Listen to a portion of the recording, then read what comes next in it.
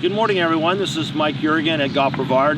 We're at Habitat this morning, where we're going to do a little instruction this morning and also give you an update on what's going on the Irrigation Project and what's happening over at Spessard Holland. So we're pretty excited about the progress that the guys have made. First of all, I'd like to thank obviously all of you for coming out and supporting the golf course during this time. It's been a little hectic on a couple days, but on the weekends we've had the course full open with every hole. We're working right now on the back of the driving range to tie in the whole front 9 main line, and the back 9 main line is already in.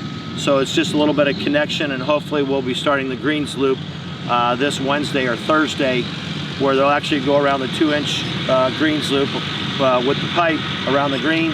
We'll tie in to the main line from there, and we'll actually be able to water the green. So in this whole process, the tough part is obviously when we go in and tear up one of the holes and we break one of the existing PVC lines, you know, and it takes time. Then we have to repair electrical or whatever we do find in the ground, but all that'll be gone hopefully in the next 30 days or less. So we're pretty excited about that.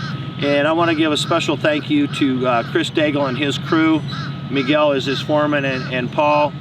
They have done a fantastic job, and we just really appreciate their professionalism. They have cleaned up on the spots where they've dug up into the ground. A lot of you will see when you come out and play the golf course. You can obviously see the intrusion into the ground, but obviously it's been a fantastic job on what they've done. And Chris's company is called Winterberry. So if you ever had any commercial needs or anything golf course related, he'd be my guy right now to have you do that. With that said, we, Spessard Holland, we're refurbing all the bathrooms on the golf course, new bathroom fixtures, sinks, the toilets, everything will be done. They'll be repainted inside and out. And we also are going to be doing the bathroom here on number 11. And eventually what we're hoping to do is, off the edge of the driving range, we want a water line from the cart barn to actually put the oak tree over there on number 5 when you come around the circle, to put a facility over there, a bathroom facility, water, power, and everything there. So when you come around number 4 to number 5, there'll be a nice bathroom facility and shelter. So we're really kind of pushing the envelope a little bit, and we're excited about it, and all the things that we're going to do at Spessard Holland. We're going to obviously paint the 2 buildings.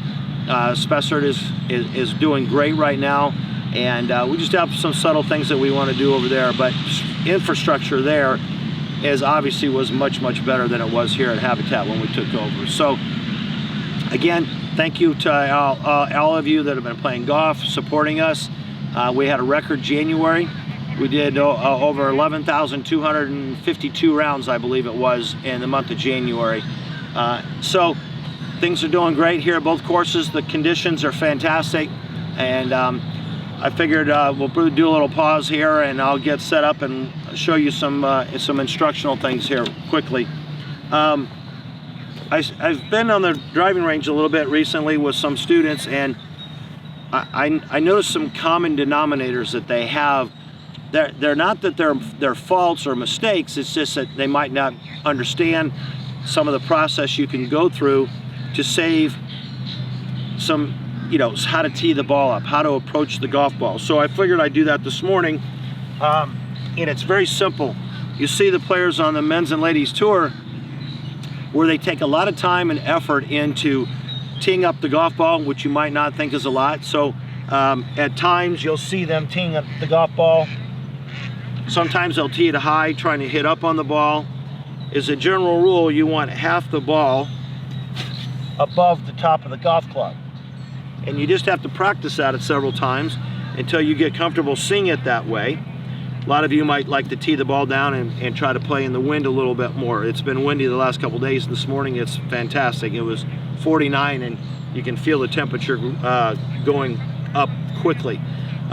So when you do that, half the ball above the top of the club, and obviously you can mark the ball, you can put a little spot or dot on it, and you can get used to doing that using the line on the practice or your regular ball, just getting comfortable with that. And then the next thing is, from a setup point of view, that's the, you know, everybody says it's easy to set up, and then we see golfers that are struggling with their setup and distance from the ball. So a good starting point would be to start with the golf club up in front of you. And I think you can see the club face at this angle. And when you grip the club, you don't want to have it gripped where you're closing the club face, you know, 7, 8, 10 degrees even more, or opening it even more. So a lot of that baseline of the ball flight goes too far right or left.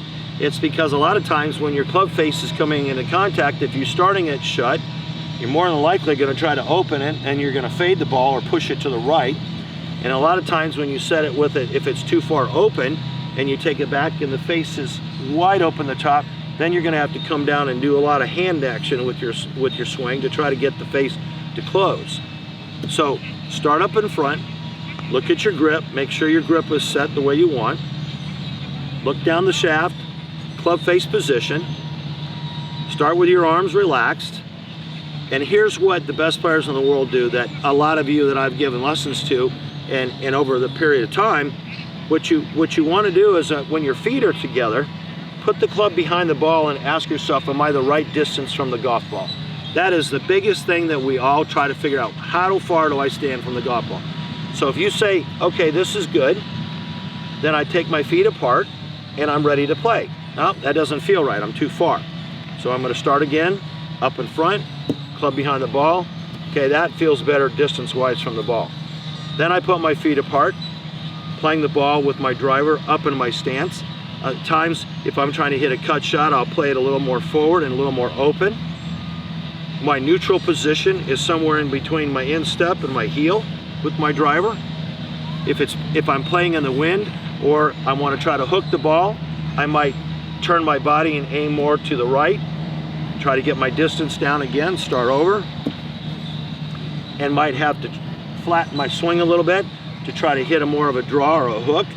So those things are all going to depend on, when you start here, good club face position, get your feet where you want them, distance, yes, I feel good here, my posture is good, feet apart, now I'm ready to play. If you work on some of those little subtle things, when you're on the range before you play, do that same thing every time. Look up in front, ask yourself, are you the right distance from the ball? If you hit a good shot, then obviously those questions that you answer in your mind are, oh boy, this is a good routine. You see the routine, the chronological order of things that I want to do before I set up to the ball. Getting my grip, looking at the club face, getting my distance from the ball, and then from there, I'm going to turn, and I'm going to rotate, shift my weight, and that's where I can get my speed from. So if you have any questions, Gary and Jeff are here giving lessons. They've got quite a clinic going on with the ladies at Spessard and here at Habitat. And again, it's been a pleasure for us to be here and to be able to keep the golf courses going. And we continue to upgrade and do things, and we'll keep you updated on everything we're doing. Second thing is, I do have little 5 to 10 second little clips of what we've done on the golf course and some videos. I'm going to give those to Caleb today, and he's going to start putting together that, and we'll be able to put that on the website where you'll be able to see some of the things and how it's gone since we started on January 16th, I think it was, when we first started. So again, thanks to all of you. I want to thank Chris and his staff from Winterberry Irrigation, the staff here at both golf courses, and we just really appreciate your support. Thank you, and we'll see you soon.